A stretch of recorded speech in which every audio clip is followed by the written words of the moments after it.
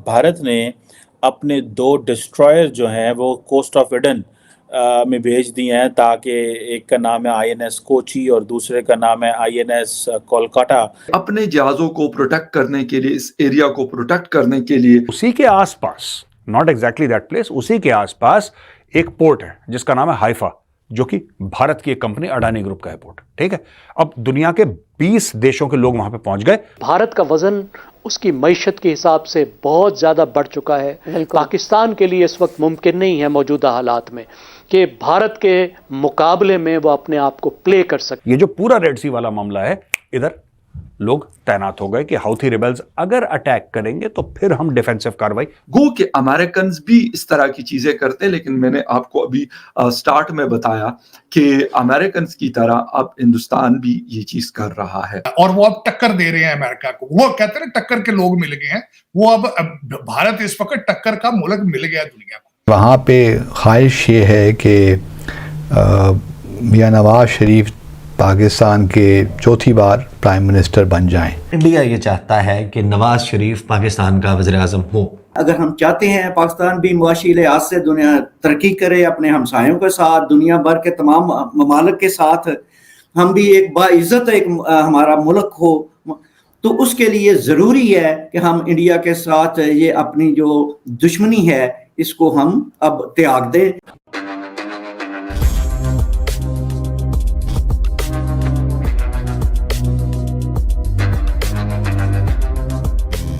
नमस्कार दोस्तों आप सब जानते होंगे इजराइल और हमास के बीच में वॉर लगातार बढ़ती जा रही है और इसमें यमन के यूती रिबल्स भी इस वॉर में कूद चुके हैं और वे जितने भी जहाज़ स्विस कैनाल से होते हुए भारत की तरफ आ रहे हैं या फिर यूरोप की तरफ जा रहे हैं उन पर अटैक कर रहे हैं। और रिसेंटली हमने ये भी देखा कि यूती रिबल्स ने एक जहाज़ को हाईजैक कर लिया था। तो दोस्तों इन सब चीज़ों को देख करके अब भारत ने अपना 2 डिस्ट्रॉयर भेजा हुआ है अपनी जहाज़ की प्रोटेक्शन के लिए। एक भारत ने भेजा है यमन के पास, दूसरा भारत ने भेजा है ईरान के पास। भारत की इस मूव को काफ़ी गहरी नज़र से देखा जा रहा है पूरी दुनिया भर में, क्योंकि पहले इस तरह के मूव सिर्फ अमेरिका ही चलता था और सब जानते हैं कि अमेरिका के काफ़ी सारे एयरक्राफ्ट पूरी दुनिया भर में घूम रहे हैं। इसी तरह से दोस्तों अब भारत भी अपने शिप्स को बचाने के लिए अपने डिस्ट्रॉयर्स का डिप्लॉयमेंट मिडिल ईस्ट में किया हुआ है। तो चलिए दोस्तों इसी पर आगे पाकिस्तानी मीडिया का रिएक्शन देखते हैं। लाल सागर में यानी रेड सी में क्या हो रहा है, जो हौथी रिबेल्स हैं या टेररिस्ट हैं उन्होंने वहां पे दहशत मचा रखी है। कोई भी जहाज इजराइल का हो, मिसाइल अटैक। कोई भी जहाज इजराइल की ओर जा रहा हो, मिसाइल अटैक। कोई जहाज इजराइल से आ रहा हो, मिसाइल अटैक। ये कर क्या रहे हैं दोस्तों?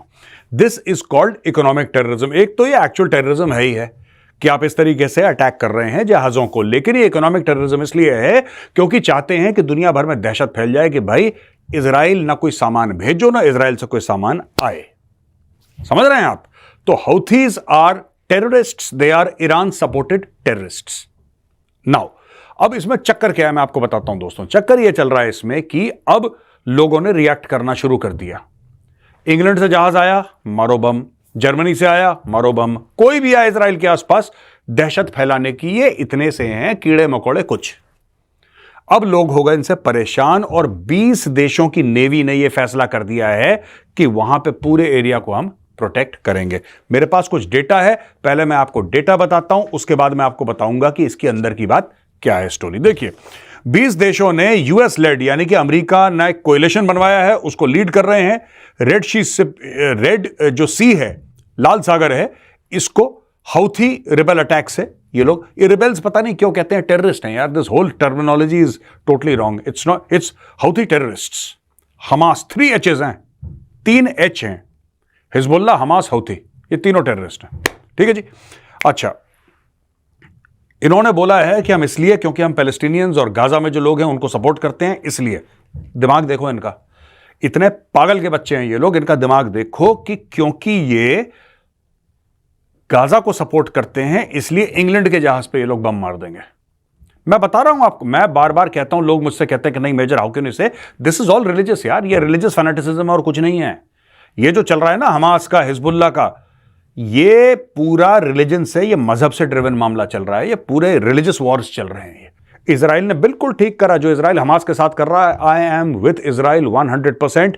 Israel should keep on bombarding Hamas locations, specifically Hamas locations. They should keep on bombarding till they finish off Hamas. यही चीज हौथी रेबल्स के साथ। अब 20 देशों की नेवी क्या कर रही है? अब हौथीज कितने हैं? मुट्ठी बराबर। इनको थोड़ी सी मिसाइल मिली कहीं से। इन लोगों ने क्या करा है कि पूरा माहौल बनाया, राइट? ईरान से फंडिंग ली, ईरान से मिसाइल ली, लो टेक्नोलॉजी की मिसाइल, लेकिन हां, मिसाइल अगर लैंड करेगी तो मारेगी लोगों को, बर्बाद करेगी इंफ्रास्ट्रक्चर। इन्होंने इस चीज का फायदा उठाया और सबको ब्लैकमेल कर रहे हैं, ग्लोबल ट्रेड को ब्लैकमेल कर रहे हैं ये लोग। और ट्रेड के मामले say that area is very sensitive. और उसी के आसपास, नॉट एग्जैक्टली दैट प्लेस, उसी के आसपास एक पोर्ट है जिसका नाम है हाइफा, जो कि भारत की एक कंपनी अडानी ग्रुप का है पोर्ट, ठीक है? अब दुनिया के 20 देशों के लोग वहां पे पहुंच गए। Not regarding that Adani port, मैं हाइफा की बात नहीं कर रहा इस वक्त, लेकिन पूरा जो रेड सी वाला मामला, इट्स स्लाइटली, इसको थोड़ा सा अलग से लीजिए। ये जो पूरा रेड सी वाला मामला है, इधर लोग तैनात हो गए कि हाउथी रिबेल्स अगर अटैक करेंगे तो फिर हम डिफेंसिव कार्रवाई। ये क्या बेवकूफी है यार? अगर अटैक करेंगे उनको वैसे ही ठोको जाके, वहां पे जहां से मिसाइल टेक ऑफ कर रही है वहीं पे मारो। और मैं बता रहा हूं, जहां पे आपने मिसाइल मारी, ये इन्होंने 4-5 लोगों के घरों के बीच में रख रखा होगा, क्योंकि जब आप वहां पे वापस मारेंगे, कुछ इनोसेंट लोग मारे जाएंगे क्योंकि उनके घर के बगल में हौथी रिबेल्स ने या टेररिस्ट ने रख रखे होंगे अपने मिसाइल्स। फिर ये विक्टिम कार्ड प्ले करेंगे कैमरा वैमरा लगा के कि देखो इनोसेंट को मार दिया, इस्लामोफोबिया कर दिया। यही इनका गेम है। इंडिया अब इस पोजीशन पे आ चुका है कि वो अगर कहीं दुनिया में उनके शिप्स के साथ या कहीं और उनके साथ कोई प्रॉब्लम होती है, जिस तरह अमेरिकन का स्टाइल रहा है, बाय द वे, अगर हम ये बात करें तो मेरे ख्याल ये गलत नहीं होगी, तो वो अपने लोगों को या अपने शिप्स को, अपने जो शिप कैरियर्स हैं, तकरीबन 6-7-8 हैं अमेरिका के, वो पूरी दुनिया में ट्रैवल कर रहे होते हैं, पूरी दुनिया में वो पेट्रोलिंग कर रहे होते हैं इंटरनेशनल वाटर्स में, और जहां पे उनको लगता है तो उनका एक पूरा बेस अमेरिका का समंदर के अंदर होता है, तो वो चले जाते हैं। एक तो ये हुआ कि INS Kochi and INS Kolkata are patrolling the high seas of the coast of Aden as part of maritime security and anti piracy operation. अच्छा, while the US has unveiled a multinational naval force to protect merchant vessels in the Red Sea from Indian-backed Houthis militias, India is stations two guided missile destroyer off the coast of Aden as a part of maritime security in the North Arabian Sea. इन्होंने जहां पे 2 रस्तों से गुजर होता है, entry points हैं, वहां पर इन जहाजों को तैनात किया है। और यकीनन वो उनका काम यही होगा कि वो हौसीस का अगर कोई अटैक होता है या हौसीस अपने छोटे स्टीमर्स के साथ आके, जिस तरीके से उन्होंने इजराइल के जहाज को पकड़ा था जो इजराइल जा रहा था, तो वो फिर उसको प्रोटेक्ट करेंगे।